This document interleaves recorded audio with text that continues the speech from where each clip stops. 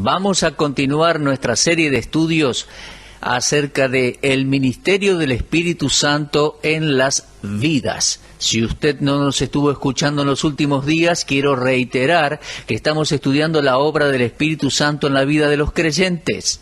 Voy a repasar el bosquejo con usted en un momento, pero antes de eso vamos a ir ante Dios en oración. Es muy importante acudir a la palabra de Dios, pero de la misma manera debemos acudir al Dios de la palabra. Oremos al Señor.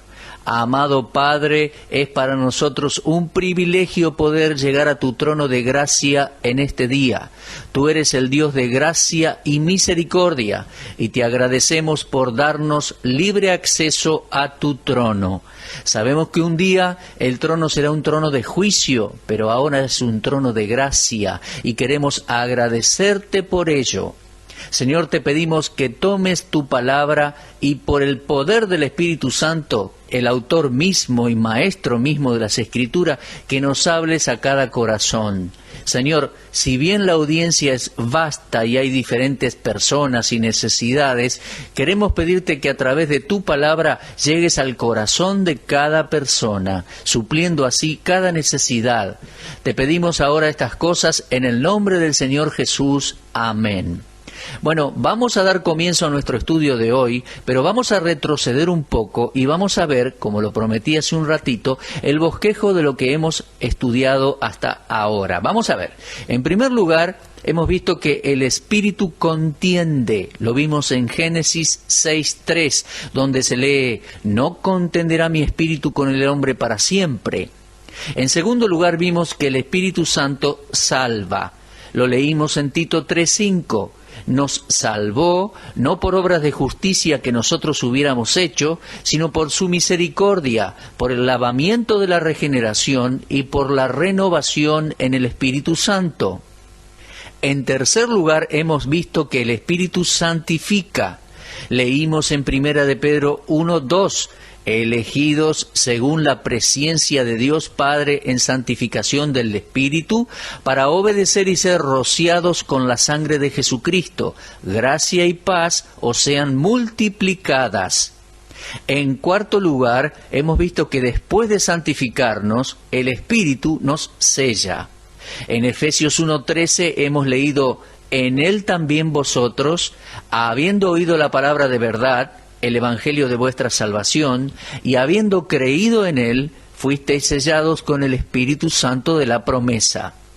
Ahora, en quinto lugar, estamos viendo el ministerio fortalecedor del Espíritu, y nuestra cita central es allí en Efesios 3:16, donde Pablo, orando, dice así: para que os dé conforme a las riquezas de su gloria, el ser fortalecidos con poder en el hombre interior por su Espíritu.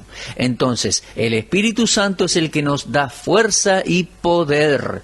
En el Antiguo Testamento lo vemos impartiéndole fuerza a personas para llevar a cabo una tarea en especial o para las batallas. Nosotros somos débiles humanamente hablando, necesitamos ayuda divina. Necesitamos la guía divina. Entonces vemos que Dios vino sobre los individuos en el Antiguo Testamento para proveerles lo que necesitaban para hacer lo que Él les había mandado hacer. Por ejemplo, la flaqueza y debilidad eran características de cada hombre del Antiguo Testamento. Pero cuando eran tomados por el poder del Espíritu Santo, las cosas cambiaban y grandes cosas se lograban por la mano de Dios. Vamos a considerar algunas citas en el Antiguo Testamento. En primer lugar, el Espíritu de Dios fortaleció a Otoniel. Lo leemos en Jueces 3, versículo 10. El Espíritu de Jehová vino sobre él y juzgó a Israel y salió a batalla, y Jehová entregó en su mano a Cusán Risataim, rey de Siria, y prevaleció su mano contra Cusán Risataim. En otras palabras, Otoniel prevaleció contra el enemigo solo porque el Espíritu de Jehová vino sobre él. En segundo lugar, en capítulo 6 del libro de Jueces, en versículo 34, tenemos el testimonio de Gedeón, y podemos leer allí: Entonces el Espíritu de Jehová vino sobre Gedeón, y cuando éste tocó el cuerno, los abiezeritas se reunieron con él, y envió mensajeros por todo Manasés, y ellos también se juntaron con él. Asimismo envió mensajeros a Aser, a Zabulón y a Neftalí, los cuales salieron a encontrarles. Y Gedeón dijo a Dios: si has de salvar a Israel por mi mano, como has dicho, he aquí yo pondré un vellón de lana, etcétera, etcétera. El texto continúa. Sabemos, amigos, que Gedeón salió victorioso, pero no fue en el vellón de lana que él sacó las fuerzas, tampoco eran sus propias fuerzas. El Espíritu de Jehová vino sobre Gedeón. Eso fue lo que hizo la diferencia. En tercer lugar, si usted va al libro de los Jueces, capítulo 11, versículo 29, encontrará otro testimonio. Dice: el Espíritu de Jehová vino sobre Jefté, y pasó por Galaad y Manasés, y de allí pasó a Mizpa de Galaad, y de Mizpa de Galaad pasó a los hijos de Amón. Aquí tenemos otro conquistador para Dios. ¿Pero cómo logró esas victorias? El Espíritu del Señor vino sobre él. En cuarto lugar, en el capítulo 13 del libro de los Jueces, leemos en el versículo 25 cómo Sansón llevó a cabo una hazaña. Allí leemos: el Espíritu de Jehová comenzó a manifestarse en él en los campamentos de Dan, entre Sora y Estaol. Fue el Espíritu Santo de Dios obrando en él. Y por último, en quinto lugar, en capítulo 14 de Jueces, versículo 6, leemos: y el Espíritu de Jehová vino sobre Sansón, quien despedazó al león como quien despedaza un cabrito, sin tener nada en la mano.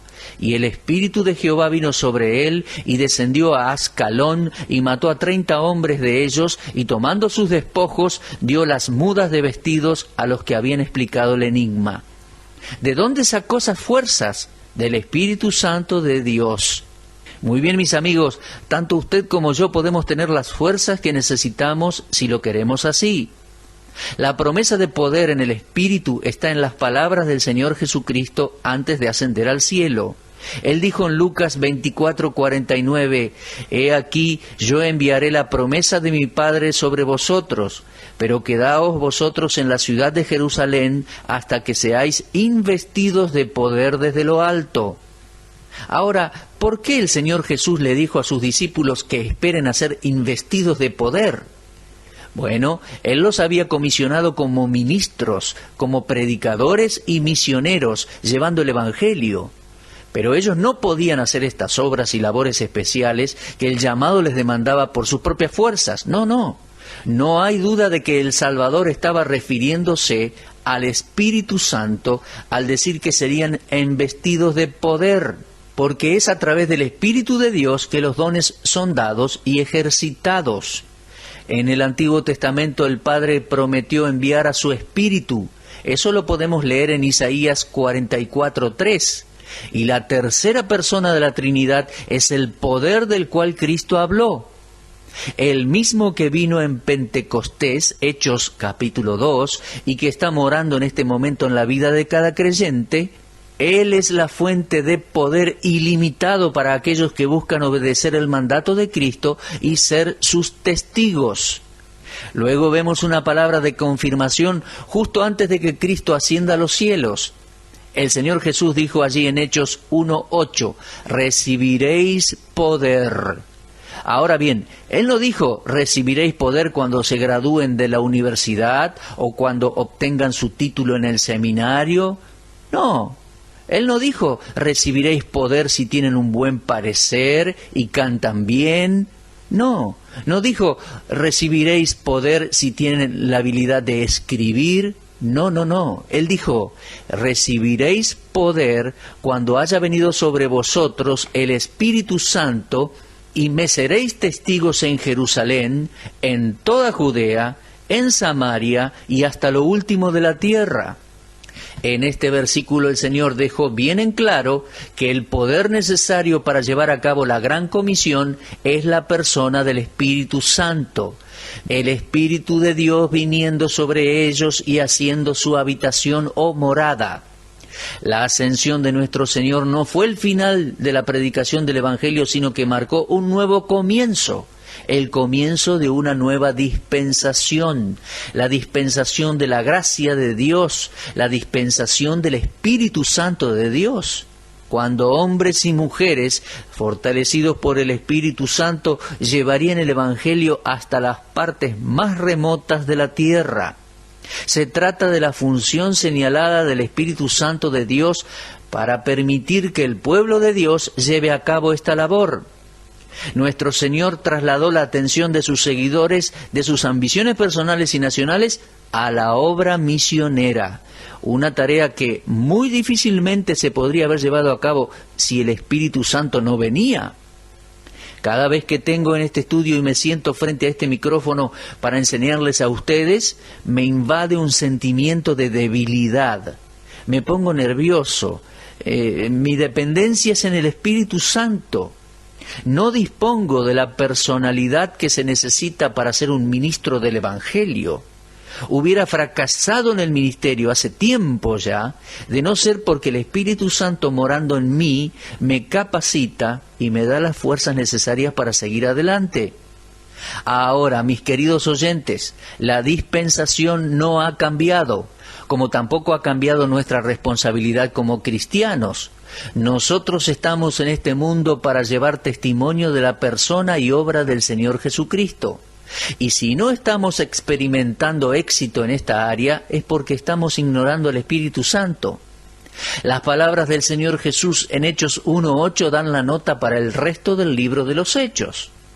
Los apóstoles salieron y fueron a hacer exactamente lo que el Señor Jesús les mandó, y tuvieron mucho éxito. No porque habían terminado sus estudios en el seminario, sino porque estaban llenos del Espíritu Santo. Lo leemos en Hechos 2:4. ¿Se encontraron luego con oposición? Desde ya que se encontraron con oposición, y de todo tipo. Estaba el odio de los líderes políticos, la amargura y la hostilidad de las personas religiosas que no simpatizaban con el nuevo mensaje del cristianismo, y después estaba el odio de los líderes militares. Todos estaban atemorizados en este nuevo grupo. No la tenían fácil, no tenían una vida de placer y comodidades con todo el dinero para comprar lo que quisieran. Todo lo contrario, tenían muy pocas posesiones. Pedro le dijo al hombre cojo allí en el templo, no tengo plata ni oro, pero lo que tengo te doy. En el nombre de Jesucristo de Nazaret, levántate y anda. Y tomándole por la mano derecha, lo levantó y al momento se le afirmaron los pies y tobillos. Ahora, ese poder vino de parte del Espíritu de Dios, no de Pedro mismo. Pedro no era un sanador. Pedro era un simple predicador del Evangelio y el Espíritu Santo de Dios hizo ese milagro. El libro de los Hechos enfatiza el poder esencial para el servicio cristiano. Se trata del Espíritu Santo. El hombre y el mensaje se pueden ver a través del libro de los Hechos, pero ni el hombre ni el mensaje podrían haber logrado algo sin el poder del Espíritu Santo. Los apóstoles sabían esto. Ellos sabían que Juan y Pedro fueron fortalecidos por el Espíritu para sanar a este hombre. Ellos dijeron en Hechos 3:12, varones israelitas, ¿por qué os maravilláis de esto? ¿O por qué ponéis los ojos en nosotros como si por nuestro poder o piedad hubiésemos hecho andar a éste? La fuente del poder de Pedro es la misma fuente infinita de poder que está a disposición del cristiano para el servicio en la actualidad. Mis queridos oyentes, cuando estamos controlados por el Espíritu Santo, como siervos de Dios, somos invencibles. Todo lo que necesitamos para llevar a cabo una invitación para Cristo se nos facilita a través del Espíritu Santo morando en nosotros. No se olvide de eso. Maestros de escuela dominical, predicadores, misioneros, haga lo que usted haga en la obra de Dios, sin importar a dónde, hágalo con la fuerza del Espíritu Santo de Dios. Recuerde la oración de Pablo y apropiésela. Que Dios lo fortalezca con su poder, por el poder del Espíritu, para fortalecer el hombre interior. Ahora, ¿existe fortaleza en las organizaciones, en el equipamiento de alta calidad, en los grandes números? ¿Existe poder en la cantidad de dinero, en los edificios modernos, en tener lo último de la tecnología? Pero mis amados, cuando usted pone todas estas cosas juntas sin el poder del Espíritu, no pueden producir nada para Dios. Nada. No pueden salvar un alma. Existe fortaleza y poder en una montaña, sin embargo esa montaña permanece allí, inmóvil, sin vida. Ninguna persona está totalmente preparada para testificar. Ninguno está preparado por completo para servir a Dios hasta que somos energizados, por así decirlo, por el Espíritu Santo de Dios. La vida del Espíritu Santo marcó el comienzo de la era del Espíritu y nos encontramos aún en esa era. Esa era profetizada por los profetas del Antiguo Testamento, cuando nos decían que el Espíritu Santo vendría y se apoderaría de las vidas de personas y las utilizaría con su propio poder divino para llevar a cabo la obra de Dios entre los hombres. Ahora, es un poco triste ver hoy en día, y esto lo tengo que decir, que estamos maldecidos con un montón de sustitutos y no dependemos de la persona del Espíritu Santo. Nos falta poder porque no tenemos la llenura, el control del Espíritu, y tratamos de llenar ese vacío con entretenimiento religioso. Seguimos expandiendo nuestros programas y nuestras organizaciones. Emplear más personas y construir edificios nuevos y comprar equipos nuevos no va a solucionar el problema. Estos pueden ser instrumentos para ayudarnos a llevar a cabo la tarea, claro. Pero a menos que cada uno de los individuos que están trabajando en la obra estén controlados por el Espíritu de Dios, vamos a estar estancados en el mismo lugar. No vamos a ir a ninguna parte. Es como golpear el aire. No estamos llevando nada a cabo para Dios. Uno se puede jactar en la cantidad de miembros o en las ofrendas. Algunos predicadores han dicho, nuestro Señor es pura bendición, hemos tenido un récord en las ofrendas de este año. Bueno, déjeme decirle algo, el diablo no es pobre. ¿Desde cuándo el diablo es un mendigo? Desde ya que cuando Dios bendice, las necesidades financieras se suplen, pero, mis amados oyentes, el simple hecho de que uno tenga mucho dinero en la tesorería no significa inmediatamente que se trata de la bendición de Dios. Algunas veces escucho a predicadores decir, el Señor nos bendijo, la asistencia está creciendo grandemente. Bueno, el diablo también tiene seguidores. De hecho, él tiene una multitud siguiéndole. El hecho de que usted tenga más personas asistiendo a la iglesia no prueba que se trata de la obra del Espíritu Santo. Yo creo que cuando el Espíritu Santo está obrando, la asistencia va a aumentar. Personas van a salvarse y añadirse a la iglesia. Lo creo porque el libro de los Hechos lo enseña así, pero se da cuenta, uno puede tener todo superficialmente, con fortaleza humana, y aún así no estar logrando nada para Dios. Cuidado. Si uno busca atraer a las personas compitiendo con el mundo, se queda golpeando el viento. Lo que los creyentes necesitamos hoy es ser conscientes de la falta de poder, del poder del Espíritu Santo. Al observar esto me viene a la mente Sansón. Mire, al terminar esta transmisión, este programa, abra su Biblia y póngase a leer el libro de los Jueces. Tan solo leer 3 capítulos va a ser de gran bendición para usted. Me gustaría que usted tuviese ese tiempo y permítame hacerle una breve reseña. Voy a comenzar con Jueces 14, versículo 1 y terminar con capítulo 16, versículo 31. Se trata de un párrafo largo, pero léalo por favor. De tener el espacio, el tiempo en la radio, lo leería todo, pero no podemos hacerlo. Aquí, en estos 3 capítulos que le menciono, encontramos lo siguiente. En primer lugar, capítulo 14, versículo 6 del libro de Jueces, dice que el Espíritu de Jehová vino sobre Sansón. En segundo lugar, capítulo 14 de Jueces, versículo 19, leemos, el Espíritu de Jehová vino sobre él. Y en capítulo 15, versículo 14, dice, el Espíritu de Jehová vino sobre él, sobre Sansón. Durante este periodo leemos cómo Sansón recibe fuerza sobrenatural y hace cosas como matar un león, matar 30 filisteos, matar 1000 enemigos con una quijada de asno, sacar las puertas de la ciudad de sus bisagras con sus propias manos, hasta que un día Sansón cayó ante las palabras suaves de una mujer y el poder del Espíritu Santo lo dejó. Mire, esto solo ya era una tragedia, pero la tragedia más grande fue el hecho de que él no estaba consciente de su pérdida de fuerza, de poder. Él dijo en el capítulo 16, esta vez saldré con las mías, saldré como las otras y me escaparé. Y luego la solemne frase allí en capítulo 16, pero él no sabía que Jehová ya se había apartado de él. Él se preparó para enfrentar al enemigo tal como lo había hecho en varias oportunidades, pero esta vez fue derrotado vergonzosamente. Y Sansón no sabía por qué lo habían vencido. No se había apercibido del hecho de que él no estaba confiando en el Espíritu de Dios. A veces nosotros también somos así. A veces nos preguntamos por qué no se salvan más almas. ¿Por qué no estamos saliendo victoriosos en nuestra vida cristiana?